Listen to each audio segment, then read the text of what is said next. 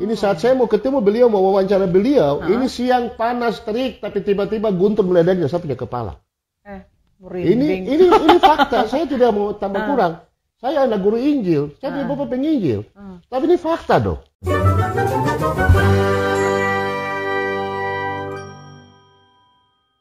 Hai, halo teman-teman. Senang sekali bisa menjumpai teman-teman kembali bersama dengan saya Liza Mar, aka Limauri. Tada!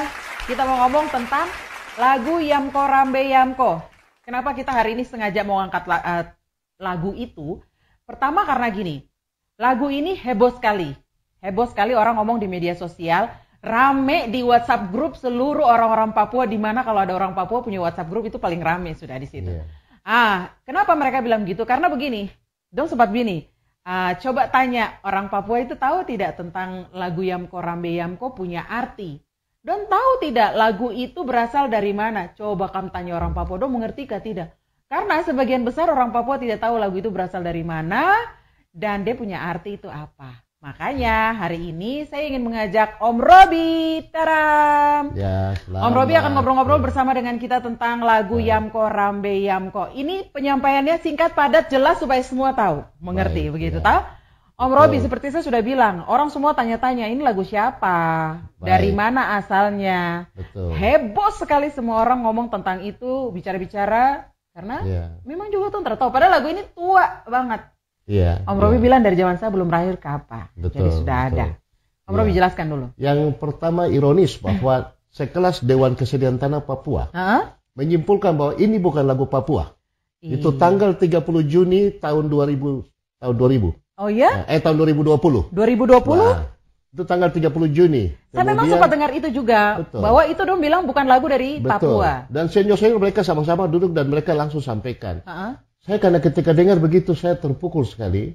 Karena memang tahun 2017 saya sudah dapat titik terangnya. Cuman karena saya tidak punya dana untuk turun, untuk meneliti lagu ini. Karena saat itu saya hanya menggali satu materi, yaitu materi tentang asal-muasal nama Papua menurut suku Kemtuk. Jadi saya lagi menggali itu, saya ketemu dengan adik Jimmy Yaung. Itu adik Jimmy ini kontak pertama yang membuat sehingga saya punya fokus. Dia bilang, kakak lagu Yamko Rambe Yamko itu punya bahasa. Ini saya senang sekali karena sudah cukup lama saya juga mencari. Ketika tahun 87 saya termasuk salah satu anggota Dewan Kesenian paling muda saat itu. Saya termasuk SK pertama di Dewan Kesenian. Zamannya Pak Don Plasi. Iya. Nah, itu saya di situ bahkan unik. Saya di dua posisi. Saya di musik dan di tarian. Kalau di tarian dengan Pak John Modo, kalau di musik dengan Pak Engkere Soy. Tapi bukan esensi saya bicara itu, tapi saya bertanya dari tahun 87 karena semenjak tahun 71-72 saya sudah dengar lagu ini. Saya dari SD, saya pemimpin vokal grup. Aku belum lahir ya. Makanya kami tadi bilang itu belum lahir. Tapi kami menyanyi dari SD, SMP, SMA, sampai saya masuk di Otto Gessler. Saya ini satu seksi tidak jauh sudah. Dari SD saya koordinator seksi kesenian, SMP seksi kesenian. SMA sampai Otto Gessler juga seksi kesenian. Jadi memang tidak jauh dari saya punya karena hidup. Saya memang dari kecil saya punya talenta di dunia musik. Dan saya main musik sejak kecil. Dan ketika kita mau mengaransemen lagu, harus tahu lagu di apa. Asal dari mana, bahasa paling tidak apa. Kita harus mengerti lagu dibicara tentang apa. Jangan lagu tentang orang mati baru kita sedang-sedang kan lucu. Betul. Dan terjadi lagu ini. Selama ini kan kita tahu menurut versi pemerintah. Versi pemerintah kan dia punya judul tuh, hai jalan yang dicari, jalan perjanjian, bunga bangsa. Lagu ini menceritakan tentang apa itu perjuangan, bagaimana membebaskan Irian Barat. Yamko Rambe Yamko ini? Itu arti yang diterjemahkan oleh pemerintah. Ya kita ikut saja. Itu apa, pahlawan di apa. Jadi ini lagu tentang... di buku-buku sekolah Ada. Tetapi ternyata apa yang saya dapat di lapangan berbeda jauh. Berbeda jauh. Jadi bukan lagu ini tidak dipakai. Bukan lagu dia punya arti bahwa lagu untuk sebuah satu peperangan untuk membebaskan Irian Barat. Tidak ada kaitan sama sekali. Tidak ada sama sekali. Sama sekali tidak ada kaitan. Tidak ada kaitan. Bahkan lagu ini sebenarnya dipakai untuk pemanggilan, pemujian roh-roh nenek moyang. Jadi bukan lagu perang, tapi ini lagu untuk mereka menyembah ketika tahun-tahun dari tahun-tahun 30-an itu sebenarnya kaset ini praktek ini sudah dijalankan. Sudah dari zaman dulu karena saya pernah bawa materi, kami Papua tidak mengenal kepercayaan animisme. Karena ada fakta bahwa macam contoh upacara Mandowin Isang Tarang, itu mereka mau lakukan prosesi, itu tunggu bintang fajar. Bintang fajar sebenarnya kan bintang Daud. Itu kan Tuhan, mereka tahu ada Tuhan. Mereka tidak percaya dengan animisme. Tetapi kalau di animisme ada. Salah satu di Tabi dan satu juga di daerah selatan. Mereka percaya kepada roh-roh nenek moyang. Dan di lagu ini sebenarnya sakral sekali. Memang saya belum melalui mekanisme ilmiah. Karena memang saya sampai saat ini masih mencari kalau bisa ada universitas yang punya kapasitas, ada bapak atau orang-orang yang punya kepakaran di dunia seni. Jadi bisa kolaborasi dengan saya. Betul. Karena kan saya harus identifikasi apakah lagu ini masuk dalam kelompok sakral atau sekuler. Ini kan harus kita identifikasi dia. Karena dia punya gaya menyanyi tidak seperti yang hey, yam koram deh, yam tidak begitu. Jadi ini pun juga saya memang ironis, tapi ya itulah. Ada memang mungkin kecurigaan saya saat ketika perjuangan untuk bagaimana Trikora untuk bisa menarik mengembalikan Irian Jaya saat itu Irian Barat untuk masuk ke pangkuan NKRI ini, maka kan harus ada lagu-lagu yang membakar semangat. Betul. Jadi memang juga kalau kita lihat dari pernyataan Bapak Simon Patrick Morin, dia bilang lagu Yamko Rambi Yamko ini saya sudah diajarkan tahun 63 ketika saya SMP. Nah, ini kan lucu. Dengan irama yang sama? Ya. Hey, Yamko Rambi Yamko. Makanya kan kita lihat setiap kali ada acara-acara kenegaraan. Pasti lagu Papua pasti lagu ini. Betul. Dari kecil dari tahun 70-an, 80-an kita sudah dengar. Ya karena memang di buku-buku sekolah itu mengajarkan tentang bagaimana membangkitkan semangat begitu. Dan memang selama ini kan kita tahu bahwa lagu ini tentang suatu perjuangan bagaimana untuk mengembalikan Irian Barat ke pangkuan NKRI dan ternyata apa yang saya dapat di lapangan bertolak belakang. Sangat beda jauh. Tetapi ini yang saya bilang, saya butuh untuk kita lakukan mekanisme secara ilmiah. Saya minta data yang saya dapat ini kalau bisa diseminarkan. Karena bukan saya sendiri. Saya awalnya berterima kasih kepada Ade Ondo Jimmy Yaung. Ketika saya dalam penggalian materi yang lain, saya tanya, kira-kira kamu tahu lagu Yamko Rambi Yamko kah? Karena lagu ini sendiri ada punya kisah pilu. Yang saya tadi bilang Pak Hengki Risoi mereka, tahun 77 mereka juara nasional, tapi mereka punya kejuaraan itu dianulir. Karena mereka tidak bisa mendeskripsikan lagu ini apa. Padahal mereka juara? Juara 1 nasional, tahun 77. Betapa sedihnya. Iya, makanya saya waktu ketika ketemu Pak Hengki, karena Pak Hengki ini kan senior, saya sudah ikut beliau lama, saya punya guru lah, banyak saya belajar dari beliau. Saya ketika tanya lagu Yamko Rambi Yamko, untung saya yang datang. Kalau orang lain yang datang, beliau bilang saya usir. Karena setiap kali saya dengar lagu Yamko Rambi Yamko, saya kasih mati. Karena saya trauma dengan lagu itu. Ketika kami dianulir di Jakarta, Pak Pohan kalau tidak salah, dia bilang kamu cari tahu lagu itu dulu, sampai kamu tahu baru kamu bisa dapatkan punya juara. Ya ampun. Karena mereka tidak bisa menjelaskan, deskripsikan apa lagu ini, menciptakan siapa penciptanya. Tidak ada, mereka tidak bisa. Apa? Ketika mereka pulang dari Jakarta dengan kekecewaan yang dia anulir, Pak Hengki dengan Pak almarhum Bapak Pir Ramadeta dorong dua jalan cari di mana lah lagu dari bahasa Asmat lah, apa cari sampai di perbatasan. Tidak tahu. Akhirnya ya sudah lama-kelamaan ya dia ditelan masa juga hilang. Akhirnya sudah lama-kelamaan tersendiri. Tapi dia muncul di yang kemarin Saya tahun 2017 sudah ada titik terang. Sebelumnya saya dapat tugas di Merauke juga. Saya coba tanya-tanya di sana. Terada. Bahasa Asmat. Ada beberapa kata yang sama. Tapi kalau dengan lain ada yang ini bukan kami punya bahasa. Sehingga lagu tentu tidak nyambung. Nah, yang saya tadi bilang titik terangnya itu ketika lewat adik Jimmy Yaung. Terus kemudian dia bilang, kakak ada satu pelaku seni. Dia pun bapak juga dulu pemain kaset. Kita ketemu dia pun nama Ade Yan Petrus Tegai. Sabar, cukup situ dulu. Kaset itu apa? Ini yang saya akan jelaskan. Karena Om bilang kaset itu mirip-mirip dengan kaset, gitu ya. Kaset ya. Jadi begini. Kaset. Jadi ketika ketemu dengan Ade Yan Petrus Tegai, dia bilang, ya kakak, ini berarti saya harus pakai sapu baju lama lagi. Oh, baju lama maksud? Ini yang pertama saya apa maknanya ini? Dia bilang, aduh ini berarti saya harus pakai sapu baju lama. Nanti ketika dalam penelitian baru saya paham. Baju lama maksudnya bahwa lagu Kasep ini sebelum Injil toh. Ini adalah Kasep ini sendiri adalah roh nenek moyang. Kasep itu sebuah ritual kan? Iya, Kasep itu adalah roh. roh-roh yang mereka ini, roh-roh leluhur, roh-roh moyang yang mereka panggil. Itu namanya kasep. Sehingga kasep di area genyem di atas, di lembah Grime itu menjadi satu kepercayaan agama suku. Agama suku ya, berarti. Dan mereka sangat yakin dan mereka percaya, dan itu fakta terjadi.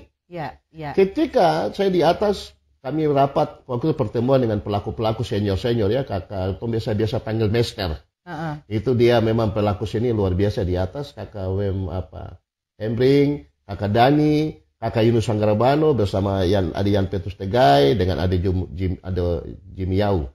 Kami diskusi, akhirnya mereka sarankan kalau bisa Pak Robi wawancara dengan satu bapak di daerah ke atas lagi, saya lupa di tempat apa.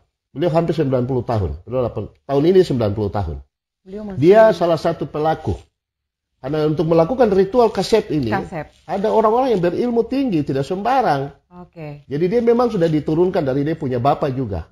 Karena dia orang tua pelaku, akhirnya turun ke anak. Jadi dia jam-jam tertentu, susah sekali kita ketemu. Ini saat saya mau ketemu beliau, mau wawancara beliau, ini siang panas, terik, tapi tiba-tiba guntur meledaknya, saya punya kepala. Ini fakta, saya tidak mau tambah kurang. Saya anak guru Injil, saya punya bapak penginjil. Tapi ini fakta dong. Saya datang, saya kaget. Saya juga sempat tunduk, Pak. Kok tiba-tiba ada guntur kiri atas kepala. Begitu datang, beliau bilang, saya sudah tahu kamu datang. Dia sambut kita baik. Tapi karena kami datang dengan hati yang bersih, akhirnya beliau keluar. Terima kami. Dan kami wawancara beliau. Kita di Papua memang sebelum ada Injil, kita sedikit manja, belum ada Injil, kita punya agama suku banyak ya? Atau? Pasti ada. Macam kami di Biak kan ada Mananar Marker. Itu kan agama suku juga. Kami orang Biak sangat yakin itu. Macam cerita-cerita tentang ini kan legenda-legenda juga, cerita-cerita itu ada. Sehingga memang kita percaya. Memang saat itu juga kita juga tahu bahwa ada Tuhan. Tapi kan Tuhan kami tidak tahu dia bernama siapa sebelum Injil masuk. Orang Biak bilang Manseren. Orang walaupun bilang Sera, macam-macam begitu ya. Sehingga yang saya tadi bilang bahwa kenapa kita lakukan prosesi Isang Tarang untuk tusuk telinga di daerah Ambai sana, tunggu jam 4 pagi ketika bintang fajar muncul, baru mereka lakukan prosesi. Baru ritual itu. Mereka minta penguasa langit, penguasa manusia, penguasa alam semesta. Itu kan tentang kekuatan. Berarti mereka tahu di atas langit ada Tuhan. Tapi kan sebelum Injil masuk, ketika mereka masuk turun mesti injak kepala ular yang dibikin dari sagu. Siapa yang ngajak orang tua suruh injak kepala ular? Di Alkitab kan juga bilang harus kita remukan kepala ular. Itu contoh. Berarti kita tidak mengenal apa itu kepercayaan animisme. Kalau dia animisme ya, salah satu yang soal kasep ini. Sehingga ketika saya wawancara dengan beliau pakai bahasa, jadi ada Yan Petrus dia yang paham. Akhirnya ya sudah beliau terjemahkan, jelaskan semua. Itu menjadi dokumentasi saya. Supaya sewaktu-waktu saya akan bisa bertanggungjawabkan. Karena saya pergi ke orang yang bahasa Klesi, yang bahasa Kentuk, bahasa Namblong. Baru kita jelaskan sampai saya sudah beda satu persatu kata-katanya. Berarti kan nyambung semua. Hei, itu umum macam panggilan. Yamko, berhenti sudah. Begitu. Rambe, hanya permainan. Ya saya sudah beda semua. Sampai dengan selesai. Jadi sampai dengan selesai dari awal sampai akhir itu terjemahannya tidak sama dengan yang sekarang Torah. Tidak sama, berbeda jauh. Hei, berhenti sudah. Ini hanya permainan. Ini ibuku, ini juga ibumu, begitu. Terus dia bilang gini, memang tidak ada beberapa kata yang berubah ya. Tidak banyak. Dia tidak bilang gini. Dia punya bahasa gini, hei yamko rambe yamko, bukan aronawa, karena di atas tidak ada kata aro. Yang ada ago nawa, ombe. Dia telah inokibe tidak ada. Temne inokibe. Kok pas naik anak di sini? Anak yang dimaksudkan juga itu bukan manusia. Itu boneka yang menjadi media. Biasa untuk pemanggilan roh itu harus ada medianya. Betul. Ini yang dipakai nih. Jadi temne inokibe kubanuko bombeko. Yumano. Jadi ku itu waktu saat itu. Waktu saat itu adalah bulan terang. Waktu saya wawancara orang tua ini, dia bilang kami mau lakukan itu biasa tunggu sampai bulan dia mulai masuk. Berarti kan kalau begitu kan bisa jadi itu antara jam-jam 2-3 begitu baru mereka lakukan tuh. Ketika suasana sepi, baru mereka lakukan prosesi itu. Mereka melakukan prosesi itu pun juga tidak sembarang. Ada satu lagu yang saya lupa, memang saya harus gali kembali. Lagu itu pembukaan, terus ada beberapa lagu-lagu pemujaan. Lagu yang Korambe Yamko, ini lagu untuk setelah dia sudah mulai rohnya mulai datang. Baru lagu ini untuk supaya mereka pasang tali jiwa. Tali jiwa ini mereka pasang kepada roh itu untuk bagaimana kekuatan itu dia bisa menurunkan apa yang mereka minta. Banyak fakta dan mereka minta dan barang bukti ada. Wow. Ada. Wow. Ada. Dan kalau dia punya terjemahannya lain yang bilang kubanuko no, ke no itu ada fiki abaidata. Dia pun mama wambukomo ya. Yeah. Dia itu besar dengan dia pun nenek namanya Nenek Maria itu di No. No itu tempat yang sakral, semua orang Genyem tahu, orang di Lembah Grime tahu. Oke. Karena di situ tuh tidak sembarang. Dia pun nenek bisa berani tinggal sendiri karena padahal dulu kan mereka bilang. Oh, neneknya tinggal di No. No. Tempat itu nenek yang tempat itu. Makanya ada fikir bilang, kakak, saya waktu kecil saya suka tidur dia saya kan dengar, ini nih. Ada orang kerja di bawah. Dia dengar di dalam tanah ada orang kerja. Dia bilang, sudah. Dia pun nama tanah kan Sko. Baca dia tanya Sko, kau mau makan apa? Dia bilang, mau makan soris kah? Kornet kah? Nanti fikir dia bilang, ini saya makan kornet. Karena dia masih kecil. Jadi dia pergi ke hutan, dia balik sudah dengan kornet. Ini fakta semua orang kayaknya semua tahu. Yang masih hidup sekarang mereka tahu. Di lembah itu ya? Tahu. Mereka punya kekuatan itu saat itu kayak itu bukan main-main. Sehingga lagu ini juga kadang-kadang dipakai ketika mereka bekerja. Sehingga kalau saya kaitkan dengan Pak SP Morin, dia kan tahun 63 kan, waktu itu diajar oleh Pak Guru Pak Kahar atau Pak Sapa itu. Tentang lagu ini ya? Iya. Tentang lagu yang Korambe Yamko. Iya. Nah, jadi saya waktu konsultasi ternyata sama teman-teman antropolog, mereka bilang, ya Pak Robi harus cari tahu. Bagaimana sampai lagu ini bisa tenar di Jawa dan mereka sudah bisa rekam, bikin notnya. Iya. Jadi saya kan perlu cari tahu. Padahal kalau kita di Papua, khusus untuk not tidak seperti itu ya? Ya, kami di Papua ini kalau lagu-lagu asli kebanyakan kami hanya pentatonik dan non-diatonik. Yang artinya?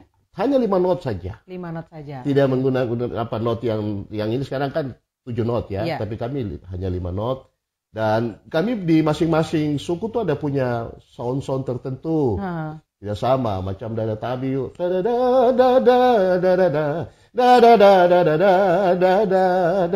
Itu dia melodi sudah itu. Hampir semua. Mau disambil dimana. Kalau dengar-dengar mereka tarian kan paling begitu ya. Kalau dengar-dengar. Contoh macam itu. Itu sound-sound di tabi. Ada sound di daerah Domberai, Bomberai. Mereka punya sound-sound tapi ya. Bukan konteks itu kita diskusi hari ini. Ini kita tentang Yam Korambe Yamko. Sehingga ada beberapa kata-kata yang sudah jelas saya cuma tinggal meluruskan karena dia tidak bilang begini, hongke-hongke. Tidak ada kata hongke-hongke.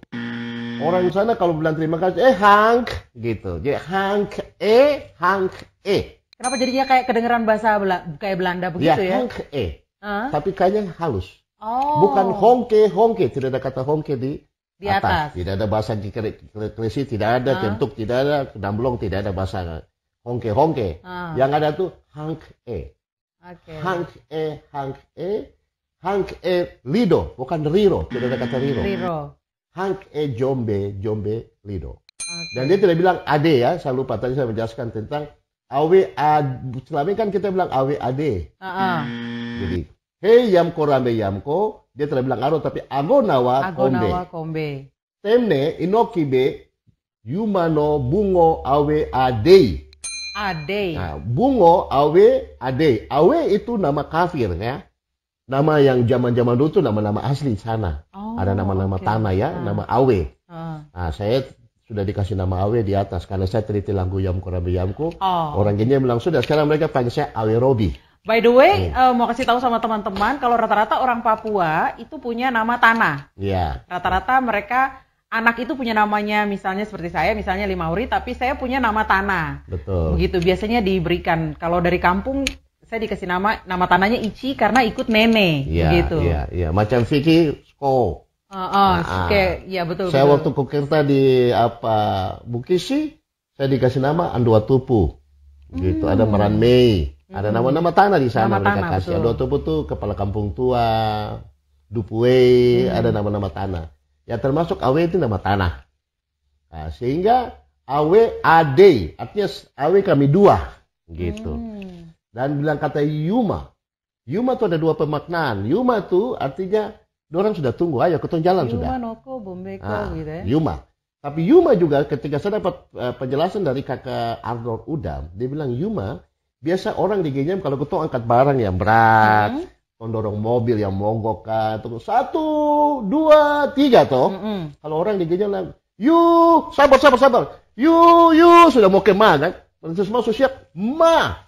Nah, Yu itu kami, Ma itu mewakili roh-roh nenek moyang atau ketemu kekuatan alam. Kita minta Ma itu, minta kekuatan. Ya. Itu orang Genyem biasa kalau angkat sesuatu yang berat. Ayo siap, Yu, sabar. Oke, Yu, Ma. Gitu. Jadi Ma itu melambangkan ada kekuatan alam kita yang membantu kan. Sehingga zaman mereka kerja tahun-tahun 50-an dulu. Di daerah Warambai itu ke tempat tidak bagus, tapi dia bisa angkat batu-batu besar dari mana ya? Kalau tidak menggunakan kekuatan-kekuatan gaib yang lain. Alam, ya. Nah, sehingga lagu Yamku Rambi Yamku sering dinyanyikan juga. Dan di tahun 50-an itu ada satu koperasi yang terkenal di atas, koperasi Awai Datun. Koperasi ini luar biasa zaman itu, termasuk pekerjanya dari Jawa, ada 5 orang. Mereka koordinator di setiap, ada yang peternakannya, ada perkebunan apa. Ya. Dia punya keahlian itu. Di ada atas 5. Memang itu. Ada ramai di tahun-tahun itu, betul. Dan itu koperasi terkenal. Mereka ekspor sampai ke Afrika kok. Iya. Nah, jadi kami tiap-tiap keluarga, karena saya pernah tinggal di atas, jadi maksudnya kami tiap-tiap keluarga tuh diberikan peternakan sapi, gitu. Punya lahan besar, diberikan jagung untuk bertanam. Betul. Begitu. Jadi ada 5 orang, 1 meninggal. Kuburnya masih ada di atas. Yang 4 ini kan balik. Jadi ini kan tahun 50-an. Sehingga saya punya kecurigaan. Dari 4 orang yang selalu berinteraksi, selalu nyanyi sama-sama masyarakat, mereka pulang ke Jawa kan mereka bisa menyanyi lagu ini. Betul. Nah, sehingga dari sinilah, wah ini bagus juga dia punya bahasa. Karena saat sebelum Irian Barat ya, atau dulu kan masih zaman Belanda kan disebut dengan New Hollandia. Belum bergabung ke Republik ini kan ada perjuangan yang terikora. Mereka kan butuhkan lagu-lagu untuk membakar semangat para prajurit. Akhirnya lagu ini menurut kecurigaan saya. Lagi-lagi kita harus lakukan penelitian.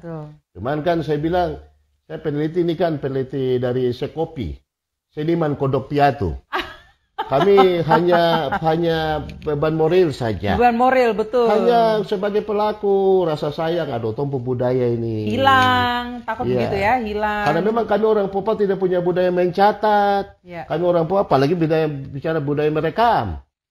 Nah, sekarang ini ya syukur karena mungkin dengan sekarang alat-alat canggih, termasuk sekarang ini bisa direkam sehingga satu saat anak-anak bisa dengar, oh lagu Yamku Rambi seperti apa. Betul. Nah, jadi saya mau kasih tahu bahwa lagu ini asal dari Lembah Grime. Lembah Grime. Sudah saya yakin sekali. Sudah saya yakin bahwa bahasanya mereka punya. Ada mereka punya. Dan bahasa. Itu adalah lagu Papua. Lagu Papua dari Lembah Grime. Itu penting sekali. Iya, itu harus karena gimana? Karena kalau ada sampai orang penekanan dengan, maksudnya yang di medsos-medsos yang saya baca penekanan bahwa kamu tanya sudah, don tahu kah lagu itu dia arti apa? Don tahu kah itu dari Papua kah bukan? Betul, aduh sedih sekali. Memang betul. Kalau bicara begitu, ini ya makanya terima kasih bisa lewat media supaya bisa lama-lama orang paham. Iya, betul. Cuman saya mau kasih tahu juga bahwa tanggung jawab pemerintah juga. Baik kementerian, mari sama-sama. Kalau ada orang-orang pakar yang sekolah khusus tentang seni ini, gabung dengan kami yang ini, sekolah dari lulusan Universitas Alam Semesta ini. Kami tidak ikuti pendidikan formal ya, hanya otodidak. Sehingga saya selalu bilang kita ini kan alumni Universitas Alam Semesta saja. Jadi kami sama-sama supaya mari kita teliti. Supaya kalau ketika kita seminar kan, supaya ketika kalau sudah melalui mekanisme ilmiah dapat dipertanggungjawabkan. Termasuk juga mari kita luruskan. Betul. Supaya jangan sampai dibilang bahwa ini ada pembohongan publik juga. Berarti dia dari Grime. Lembah Grime. Lembah Grime. Menggunakan 3 bahasa. Bahasanya adalah Kemtuk, Namblong, Klesi. Gresi. Iya, tapi dia bisa Klesi ya. Biasanya Klesi dipanggil tuh Klesi, bahasa Klesi. Klesi. Iya. Bahasanya Klesi, tapi tempatnya kita bilangnya Gresi, tapi sebenarnya harusnya Klesi. Mestinya Klesi. Iya. Oh, oke. Kita yang terbentuk di era zaman 70-an ke atas, kita mengenalnya tuh dengan Gresi mungkin ya. Mungkin sebelumnya mereka adalah itu dia bahasa sebenarnya itu Klesi. Klesi, oke. Grime itu adalah salah satu daerah, dia termasuk kabupaten. Ya, Kabupaten Jayapura. Dia masuk dalam Kabupaten Jayapura, salah satu kampung kah begitu? Dia sebenarnya kalau mau bilang Genyem ini ini salah satu tempat peradaban. Sebelum yang lain-lain belum ada apa-apa tuh Genyam ini sudah jadi pusat pemerintahan Belanda kan. Tahun-tahun itu termasuk kalau kita kaitkan dengan sejarah GKI, tanggal 25 Desember 1925 itu mereka tempatkan dia sebagai pusat perkabaran Injil. Makanya kan di atas ada dua misionaris yang tua itu Schneider dengan Beckerer. Dua seni ini juga masuknya ke sana juga ada kisahnya juga sebenarnya. Tapi nanti kita di lain waktu yang lain. Pokoknya kita fokus di pada ini Yamko Rambe Yamko daripada besok-besok kalau ada yang tanya lagi kan Yamko Rambe Yamko itu dia memang cantik sekali waktu di aransemen sama teman-teman paduan suara. Itu kita kalau dengar itu kita orang Papua khususnya kita sangat terasa bangga sekali. Kita bangga tapi itu ternyata dia punya arti. Ternyata dia punya arti berbeda dengan apa yang. Tapi begini, itu kan tergantung kembali kepada kesepakatan kita. Karena saya mau katakan bahwa musik ini kan universal. Tidak apa-apa sudah. Tapi perlu kita tahu latar belakang lagu ini. Sehingga kalau akan menjadi satu pertanyaan, siapa cipta lagu Yamko Rambe Yamko? Betul. Kan kita harus siapa penciptanya? Tahun berapa diciptanya? Itu tahu macam begitu. Saya mau simpulkan sementara bahwa yang menciptakan lagu Kasep lagu Yamko Rambe Yamko adalah Kasep. Siapa Kasep? Kasep adalah roh nenek moyang. Jadi ketika dia nanti ada kemasukan itu dia menyanyi. Baru dia menyanyi. Sehingga kenapa mesti pakai kata ada bahasa klesi, ada bahasa kemtu, bahasa supaya memang orang-orang di situ mengerti begitu ya. Jadi apa maunya roh? Jadi kalau kita roh dia bicara ya. Betul. Sudah dia menyanyi. Jadi orang yang sudah masuk ini dia harus artinya itu yang saya bilang. Mereka ketika mau lakukan prosesi Kasep ini tidak sembarang. Betul. Mereka mesti ada pokoknya tenang, tidak boleh bersentuhan dengan perempuan atau apa sih. Mereka di hutan. Saya percaya itu. Dan itu fakta. Makanya itu fakta. Ada yang bilang saya harus pakai baju lama ini, mau saya tahu. Dia sudah lepas tipu baju lama, artinya mereka sudah tutup. Karena tahun-tahun 70-an ketika pemerintahan Indonesia masuk itu kan dilarang. Betul. Jadi sampai lakukan itu kan ditangkap. Daerah itu memang ada terkenal bahwa daerah merah. Betul. Di zaman itu, di tahun itu. Karena orang tua kami juga maksudnya di situ ya. Jadi situasi di tahun-tahun itu memang daerah yang sangat Jangan pergi ke situ sudah begitu. Betul. Situ pusat-pusat jadi termasuk juga kenapa sampai mereka menggunakan lagu bahasa ini. Saya pikir juga ini bagian daripada untuk membakar semangat ya. Karena nama sebelumnya kan kita pun nama saat itu kan New Hollandia. Nanti baru pindah ke Irian Barat. Nah, perebutan Irian Barat kembali ke pangkuan Ibu Pertiwi itu ya makanya dengan Trikora. Sehingga mereka membutuhkan lagu-lagu penyemangat. Sehingga lagu Yamko Rambe Yamko ini di aransemen seperti begitu. Mestinya kita tidak perlu ragu kalau itu dia dari Papua, mestinya dari pertama. Karena itu kan lagu-lagu penyemangat untuk Papua. Betul, tapi kan semenjak saya dari kecil, dari SD saja, tahun 71. Sudah menyanyi lagu Yamko Rambe Yamko, tapi tidak mengerti dari daerah mana. Apa artinya? Saya bukan aransemen musik. Saya tidak mungkin, saya aransemen musik buta-buta. Tahu-tahu lagu ini tentang orang mati. Betul, hura-hura. Sedang-sedang kan lucu kan, kontradiktif. Ternyata lagu ini kan kontradiktif. Kita bilang lagu tentang apakah tentang perjuangan, peperangan, bagaimana merebut Irian Barat, kembali ke pangkuan. Ternyata kan tidak benar. Setelah saya dapat arti di lapangan tidak seperti begitu. Sehingga ini yang saya pikir jangan sampai orang bilang pembohongan publik. Saya terima kasih bahwa bisa menyampaikan ini supaya yang penting satu, bahasa ini lagunya dari Lembah Grime. Tetapi saya butuh kesempatan untuk bisa diseminarkan secara ilmiah dan kakak-kakak dong ada standby di Genyen. Bilang, Pak Robi kapan mau seminar? Kami siap. Cepatnya. Ya, kalau bisa ya dibantu. Saya sekaligus berterima kasih kepada Ade Profesor Sapa Syosa. Dia yang pertama sekali bikin webinar. Saya waktu itu lupa menyebut beliau punya nama. Adik ini dia yang bantu. Karena dia bilang, kakak, kita bikin webinar. Saya bilang, aduh Ade, saya tidak mengerti barang itu. Nah, akhirnya dia yang bantu lewat PLI. Juga. Jadi sudah sempat sampaikan webinar kepada teman-teman publik ya? Iya, lewat webinar itu. Tanggal 14 Juli 2020. Cuma kan saya minta waktu karena waktu itu ada Ronald Patilato bilang, kakak kalau bukan lagu dari Papua ini habis sudah. kita pun juara yang di mana Indonesia juara di tingkat internasional. Internasional, itu. Ya. Dia bilang, aduh, jangan nasib sama dengan kakak Hengki Arisoy dong lagi. Nah, tapi puji Tuhan, kakak Robi sudah dapat. Nah, karena saat itu memang tertantang. Tanggal 30 Juni Dewan Kesenian dong sudah simpulkan bahwa lagu Yamko Rambe Yamko bukan dari Papua. Bukan. Oh, karena memang pencarian tentang itu kan tidak ketemu begitu terlalu lama. Memang saya dapat, tapi kan ya kita butuh turun lagi di Genyan, Kota Raja ini kan jauh. Betul. Kita bukan jalan ke Panggayuk lah. Ini kita pakai mobil, isi bensin. Panggayuk juga pakai tenaga, kasihan. Jadi terima kasih juga saat ini saya sampaikan untuk adik siapa Vicky Abaidata. Sempat menggali juga ya. Dia kasih motivasi juga.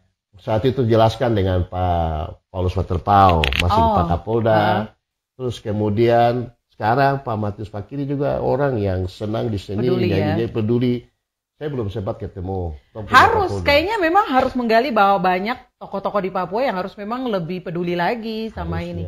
Yang mau peduli siapa lagi kalau bukan torang-torang gitu. Itu yang saya bilang, aduh kita punya budaya ini. Saya selalu di RRI Pro 4, saya himbau jadi sampai mulut mau kering sudah. Saya paling senang itu lihat Om Robi punya ekspresi kalau lagi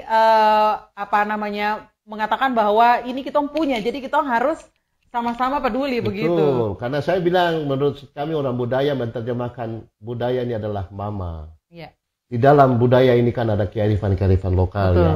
Kalau kita bisa ikuti seperti apa warisan leluhur ini, kita ikut dengan baik, tidak ada masalah. Paling senang sudah ya dengar orang duduk cerita tentang ini. Jadi kita tahu, tapi memang kita kalah harus punya ini ya, literasi ya, harus menulis ya. Itu yang saya bilang, ibaratnya kalau Tuhan kasih izin kita begitu lahir satu hari, sampai dengan suatu saat kita mati sesuai dengan umur yang kita bilang 74 tahun, 70 atau 80 tahun pun, para habis kita bicara budaya Papua.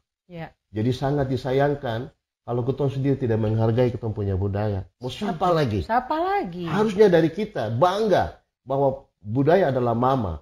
Makanya kami orang budaya ini menerjemahkan tanah Papua adalah mama yang melahirkan, menyusui, membesarkan. Ini yang harusnya kita hargai, kita hormati. Jangan tumpu mama sementara diperkosa setiap detik ini yang seperti contoh di Freeport. Tapi kita tidak bisa bikin apa-apa. Ini yang saya rasa sedih sekali rasanya kalau cerita itu akan panjang. Jadi saya berharap kita orang Papua, mari kita sayang tumpu budaya. Mari kita wariskan kepada pada cucu. Karena menurut saya bukan sekedar identitas.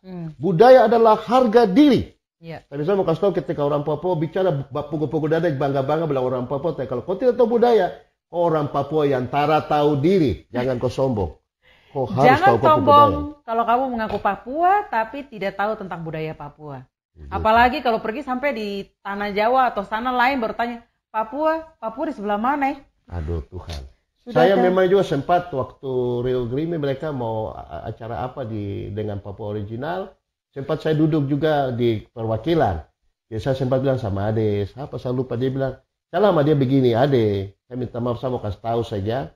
Kamu warga Papua yang ada di Jakarta ini, kamu terlalu banyak bikin pembohongan publik. Ya, maksudnya, kamu bikin tarian, gerakan lain, menyanyi lain, ukiran beda. Sepakat. Ini banyak pembohongan dan juga kita menggunakan pakaian-pakaian tradisional juga tuh tata ruang adat. Betul. Nah ini sebenarnya mau kasih tahu untuk teman-teman di Papua, kita tuh memang punya, kalau soal suku dan bahasa itu sangat banyak. Kalau yang sudah ketahuan kan sekitar 250 lebih. Ya, 275 lah. 275. Itu berbeda-beda walaupun satu kampung dengan kampung yang berikutnya. Beda sekali. Itu sangat beda. Jadi memahami Papua itu memang harus betul-betul. Aduh. Betul. Jadi harus contoh, dalam. Itu yang saya selalu kasih contoh macam saudara di daerah Taife, Mambramo di atas itu. Ini, dong bilang yaki. Itu orang Wamila bilang wah. Orang Waro bilang macam orang dia bilang Jo, orang Sentani bilang Foy. Kan berbeda sekali. Berbeda. Baru berapa bahasa yang saya bilang, ini ada 200 sekian ini. Iya, betul sekali. Dan saya mau kasih ingat bahwa ada beberapa bahasa yang terancam punah. Salah satu yang sudah punah itu bahasa Tandia. Tapi kalau seperti bahasa di Grime ini, di lembah Grime yang Yamko Rambe Yamko ini masih dipakai pakai hari-hari mereka masih pakai hari-hari. Pakai. Masih pakai. Sehingga saya juga ingat, jangan selalu kita rasa minder dengan menggunakan bahasa mama. Iya. Selalu kalau bilang kalau bahasa mama bilang macam orang dari kampungan. Oh tidak, kalau sekarang keren. Dulu kan orang selalu rasa begitu. Kalau saya berbahasa Inggris tuh hebat, keren. Iya. Atau bahasa logat-logat Jakarta kayak itu, wah Iya. rasa macam hebat sekali.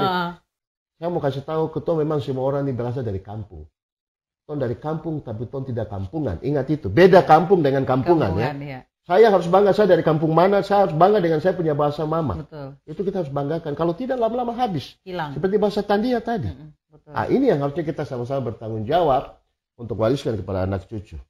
Kalau ketika Tuhan tidak mewariskan itu, maka dosa itu kau akan bertanggung jawab. Betul. Hari ini, khusus untuk video ini mewariskan loh ya teman-teman. Mewariskan budaya dari Lembah Grimei ini. Kita mau kasih tahu bahwa ada bahasa itu di Papua. Ada lagu itu di Papua. Dan asal-usulnya coba kita sampaikan.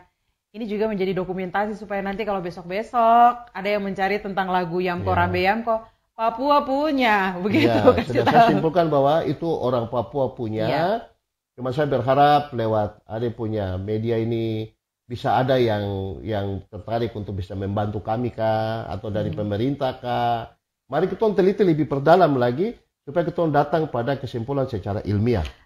Tapi banyak ya, kita punya lagu-lagu yang memang perlu diteliti lebih dalam lagi, begitu. Terlalu banyak. Lagu Papua, bahasa banyak, Papua ya. Banyak, termasuk yang saya bilang, contoh macam kami punya hak intelektual tuh banyak yang dicuri toh. Iya. Ini harusnya kita selamatkan. Okay. Contoh macam Hamadi. Apakah kita saudara dari seberang tuh bisa jelaskan bahwa ini ukiran apa? Betul. Ini untuk apa? Saya takutnya pembohongan publik lagi. Iya. Orang barat datang kemarin cuma lihat ukiran. Mungkin ukiran tentang A, dong bilang tentang B. Ya. Karena di dalam ukiran kami di Papua tidak sembarang ukiran kami pakai. Betul. Karena ini kepala suku punya, ini ondo punya, jangan pakai sembarang. Ya. Apalagi macam batik-batik itu. Ini yang saya pikir itu harus juga kita akan bahasnya nanti ya Om Robi. Banyak lah. Saya pikir kalau tentang Papua ini kita bicara sampai mulut bengkok juga tidak habis-habis. Om Robi, terima kasih banyak. Sama-sama, sudah mau ngobrol-ngobrol, mau bicara-bicara bersama dengan kita di sini. Teman-teman, semoga semua menjadi jelas ya, lagu Yamko Rambe Yamko itu dari Papua, Lembah Grimei, dan kampung yang Tong ada bicara itu Kampung No, dia ada sampai sekarang begitu. Dan masyarakat di situ menggunakan bahasa ini sehari-hari begitu ya. Mungkin yang sudah kita dijelaskan ini menjadi jelas untuk teman-teman dan tidak ada simpang siur lagi begitu ya Om, tidak ada simpang siur lagi. Dan semoga saja semua ini bermanfaat. Jadi kalau nyanyi Yamko Rambe Yamko itu tahu dari Papua. Terlepas dari semua embel-embelnya, tapi berharap sekali teman-teman semua mengerti dan tahu bahwa itu adalah lagu Papua. Begitu Om Robi ya? Kita terima kasih ya untuk semua yang sudah nonton ini. Jangan lupa subscribe, like, share. Bagi semua ke media sosial teman-teman supaya teman-teman tahu juga bahwa lagu Yamko Rambe Yamko dari Papua. Thank you Om Robi. Salam budaya. Salam budaya. Bye semuanya.